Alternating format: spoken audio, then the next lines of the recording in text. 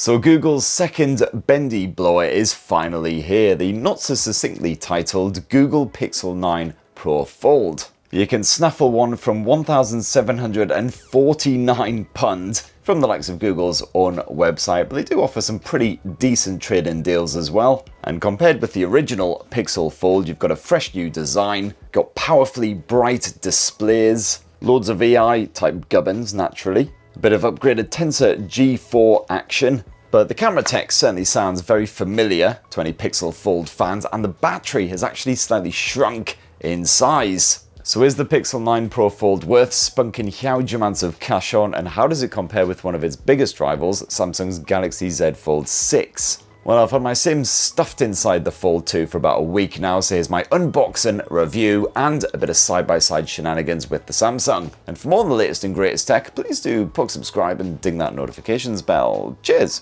So first up, what do you get in that box with the Pixel 9 Pro Fold? So we've got one Google Pixel 9 Pro Fold, a USB Type-C cable, and the usual warranty guff, and of course a porky SIM pin. And that right there, my lovelies, is everything you get stuffed inside of that box. Alright, so back to the future, and I've been using the Pixel 9 Pro Fold as my full-time phone for a week. And let's start with the design. Now, I really loved the original Pixel Fold because I had quite a squat finish, so it was really easy to use one-handed. In comparison, this sequel, not quite so easy, as it has a more traditional smartphone screen aspect ratio, and of course big old chunky bezels surrounding it. And it's particularly obvious when you stick it next to a rival like Samsung's Galaxy Z Fold 6. That hinge is slimmed right down, whereas you've got it poking right out here on the Pixel. And even though it's thinner and lighter than the original, the Pixel 9 Pro Fold still a proper full-on slab, of course. Weighs 257 grams, so heavier than Samsung's bendy blower. And a wee bit skinnier, but with the big old camera bump, there's not a huge amount in it. But absolutely zero gap between the two halves when these phones are folded up. And if we flip them around, got quite a smart finish. Only the choice of two colours here on the Pixel 9 Pro Fold though. This here, porcelain model, otherwise obsidian, so basically white or black, whereas you get slightly more choice with the Z Fold 6. And no matter your choice, that arse end is constructed from Gorilla Glass Victus 2, so scratch and shatter resistant. And as you can see there, you've got a silky matte finish on both. And both foldables sport a metal frame as well. It's a multi-alloy steel frame coated in polished aluminium on the Pixel versus Samsung's usual armor aluminium effort here on the Galaxy Z Fold 6. But as you can see, that's a matte finish compared with the shiny glossy finish on the Pixel, which unfortunately does get a bit smeary and fingerprinty. And then up front, you've got a bit more Victus 2, but without a screen protector pre-installed, so you might want to slap your own on there just in case. And don't worry if you have the unusual tendency of dropping your smartphone into swimming pools, sinks, bathtubs, whatever, because they're both fully water resistant. Can be submerged under a good meter plus of water for a good hour or so and still survive. Although obviously if you do drop your phone in a swimming pool, maybe fish it out as quickly as possible and towel it off just to be sure. However, while the Pixel 9 Pro Fold is IPX8 rated, the Samsung Galaxy Z Fold 6 is actually IP48 rated. And what that means is it isn't as troubled by dust, grit, sand, and other annoying wee particles that could get in there and otherwise bugger it up. Now the Pixel 9 Pro Fold, like the Galaxy Z Fold 6, has an edge-mounted fingerprint sensor which is perfectly reliable. Can't remember a single time it's balked up on me. Just a quick poke of that button and you're basically straight into your desktops. You've also got a bit of face unlock as an almost as reliable backup. And excellent security features stuffed on both of these handsets as well to keep your privates private. And this Google Foldable sports a 6.3-inch Actua OLED screen up front, so exactly like the regular Pixel 9 display is, of course, as I mentioned before, that 20:9 aspect ratio now rather than the squat panel of the original Fold or the sausage-like weirdly skinny effort on the Z Fold 6. Yeah, both quite well suited to kicking back with a bit of Netflix or whatever, but the Pixel's definitely better for a bit of web browsing, messaging. Like typing on the Pixel's virtual keyboard so much easier than on the Galaxy's. It's a 1080 by 2424 pixel resolution, so again, same as the regular Pixel 9. Unfortunately, less crispy than the Pixel 9 Pro, which isn't exactly what you'd expect from something called the Pixel 9 Pro Fold. But still, movies, photos, etc. all look fantastic. You got just as much detail packed into every frame as you do on Samsung Z Fold 6.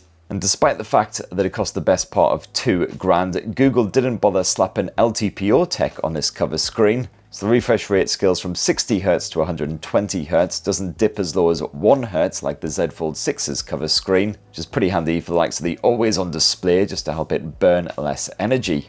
But still, that cover screen is pleasingly bright on the Pixel, hits around 2700 nits when you're outdoors, so clear visibility, and I haven't had any problems with the Z Fold 6s either, to be fair. A nice neutral colour reproduction as well, whereas the Z Fold 6 tends to spaff out slightly richer, bolder tones on the default screen settings, but you do have more customization when it comes to Samsung's display colour output. But what about that all-important hinge action? Well, love it here on the Pixel 9 Pro Fold. It is satisfyingly smooth, but also holds firm in a variety of different angles. Whereas sadly not quite as satisfying here on the Z Fold 6. It is a bit of a stiffer hinge, not quite as smooth. And once unfurled, the Pixel has the bigger of the internal displays at 8 inches versus 7.6 inches. Slightly more square aspect ratio as well, 2076 by 2152 pixel resolution versus 1856 by 2160 here on the Z Fold 6. And the Pixel 9 Pro Fold's display is considerably brighter than the originals, thank God, as well, so now perfect at countering any glare. As you can see there, basically cancels out the fierce studio lights in the background here. So despite that shiny reflective coating, absolutely no issues with outdoor visibility, and it is noticeably brighter than the Z Fold 6's internal panel. As for the crease, well, it's fairly subtle on both these bendy blowers. A little bit more visible than some rivals, but there's not much of a dip when you run your finger over it. And hey, this time Google is actually blessing us with a bit of LTPO tech on there, just like the Z Fold 6, though of course for the always on display not much help, because generally you're going to be using that on the cover screen only. And with both the Pixel 9 Pro Fold and that Galaxy Z Fold 6, you get a pretty beefy stereo speaker setup. So let's check them out, starting with the Pixel. So last week's episode was of course about the upcoming Apple iPhone 16 series and how they look kind of poo. And now that Z Fold 6. So naturally I'm braced for a whole gang of rabid Apple fan twats spurting a venomous tsunami of seething rage right at my face, like some kind of horrific rage bukkake. It's got a similar peak volume with both of these bendy blowers. I've got to say the audio clarity, the crispness, slightly better here on the Pixel, I would say, compared with the Z Fold 6. At least that's what my knackered old lugs reckon. And software, and it is Android 14 slapped on both of these foldables. We should be getting an upgrade to Android 15 rather soon. In fact, October time, certainly for the Pixel. Hopefully Samsung won't be very far behind at all. And the great news is, doesn't matter if you hoy buckets of cash at Google or Samsung, because either way, you're getting 7 full years of OS updates and security patching. So yes, they are expensive, but they could also last you a very long time indeed. But despite the fact that it is Android on both, you do have a different experience here on Samsung's Galaxy Z Fold 6 because you've got all of Samsung's own features and apps and everything chucked on there. Likes of Samsung Smart Things for your smart home shenanigans, good old Bixby Assistant, of course, Samsung Wallet for paying for stuff. And personally, I'm not a fan of the way Samsung doubles up on all these features that Google already provides in Android. It's kind of messy and cluttered. That's my personal feelings. I prefer the stock Android vibes you get on the Google Pixel. And of course, both Google and Samsung are obsessed with AI-type shenanigans. You get all those AI features like Circle to Search chucked on here. Got AI image generation, which is just some very bizarre, gimmicky weirdness. Much more useful is the AI photo editing tools, which can be used to quickly select a subject smartly from against the background. You can then turn it into a sticker or move it about, resize it. You've also now got a good bit of auto frame here on the Pixels, which can help to either crop in or actually crop out a bit after you've taken a photo. Pretty good if you're not very good at lining up a shot. Overall, I do find the Pixel more useful with its AI features because you've got the Screenshots app, which is fantastic, and also a bit of Gemini Live. Although you only actually get free access to this for a year, and then you have to stump up a monthly subscription fee, which sucks monkey nuts. But anyway, I'm about as sick of banging on about AI as you're probably sick of hearing about us tech twats banging on about AI. If you want to know more, go check out my full tips and tricks guide on the Pixel 9 series. I've also done one on the Z Fold 6. so you can see more on those AI shenanigans. Huzzah! And that big screen experience here on the Pixel 9 Pro Fold, pretty straightforward stuff, but it works well. Just basically you got your dock down here on the bottom, just like you have on the Z Fold 6. You can hide this away if you want to, and then just drag it back onto the screen when you actually need it, or you can have it there full time pinned to the bottom of the screen there. And then you can quickly and easily drag other apps onto the display from the dock. Either side is good. And of course you can flip rotate as well, which is particularly handy if you want to kick back with a bit of Netflix or YouTube or whatever while browsing the web, replying to messages, whatever you want to get up to. However, with the Pixel Fold, you can get a maximum of 2 apps on that screen at one time, whereas rivals like the Galaxy Z Fold 6, you can often stick a third one on there. And also, I have found that there's some software bugginess going on with the Pixel 9 Pro Fold that I didn't see with the regular Pixel 9 series. Occasionally, the apps will just completely lock up on the cover screen and that massive internal display. Seems to mostly happen with YouTube randomly, but I've seen it on other third-party apps as well. For the rest of the specs, well, you've got plenty of storage options with both of these bendy blowers. For the connectivity, the Pixel does support millimeter wave as well as sub-6 for the 5G, unlike the Z Fold 6, which I think is just sub-6. But you got ultra-wideband support with both of these bad boys, and a good bit of eSIM action as well as the physical SIM shenanigans. Now, you've got very different hardware running the show on these phones. You've got Google's Tensor G4 chipset stuffed inside of the Pixel, whereas Samsung has gone for a Qualcomm chipset on its own phone, the Snapdragon 8 Gen 3 in a slightly Samsungified version. Now, everyday running, of course, absolutely fine on both of these phones, but what about gaming? Well, I found that the Pixel 9 Pro Fold behaved reasonably well when I chucked on Wuthering Waves and boosted up the graphics settings to the maximum levels. That frame rate does visibly dip on occasion, and I found that this bendy blower also heated up after just about 20 minutes. And those judders and frame rate drops did seem to slightly worsen around the 40-minute mark. It's probably one for short bursts of gameplay rather than full-on afternoon-long sessions. And also, when I was gaming on the internal display, I did have some proper issues with sensitivity on Wuthering Waves. Sometimes I'd have to jab a button a good few times before actually seeing a response. So yeah, if you're a hardcore gamer, you'll be more tempted by the Z Fold 6, which ensures smoother frame rates and really taxing buggers like Wuthering Waves. Doesn't heat up anywhere near as quick as the Pixel, and I didn't have those same sensitivity issues. And you do have basic gaming tools on both of these phones as well, but we're talking, you know, the ability to stream to YouTube live on the Pixel. You've also got something that can cull notifications on both of them, but not much more than that, really. As for that battery life, well, the Pixel 9 Pro Fold's battery is slightly shrunk in capacity compared with the original Pixel Fold, but it's still slightly bigger than the Z Fold 6's 4,650 mAh versus 4,400.